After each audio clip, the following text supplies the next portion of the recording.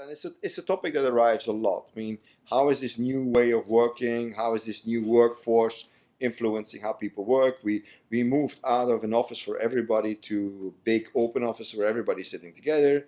Then we moved to working at home.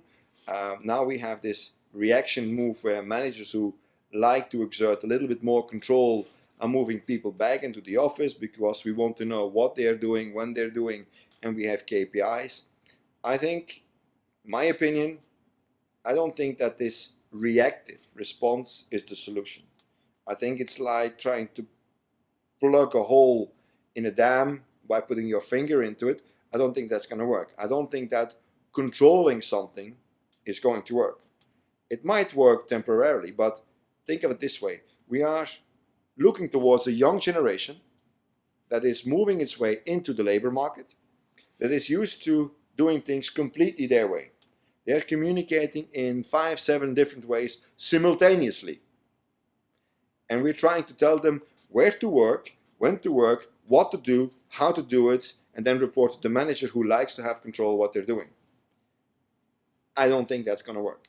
I think we're going to get partially home working, partially in the office working, partly working someplace else. If you go to the States, you will have people working in a bank, where downstairs is a coffee shop, and you can work there for 2 hours, and you can meet with all kinds of different people that maybe can give you an insight you wouldn't get on your own.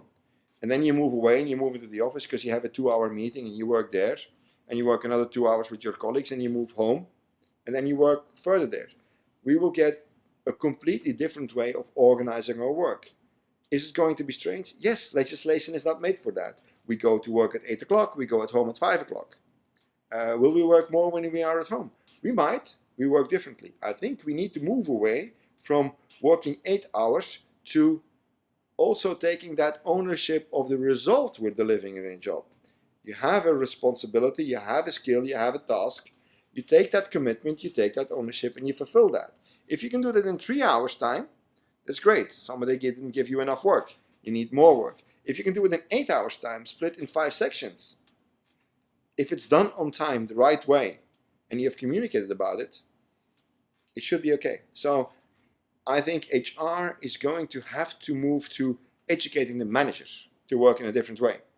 And that the role of HR is not only to educate the employee, but also to educate the manager that let go.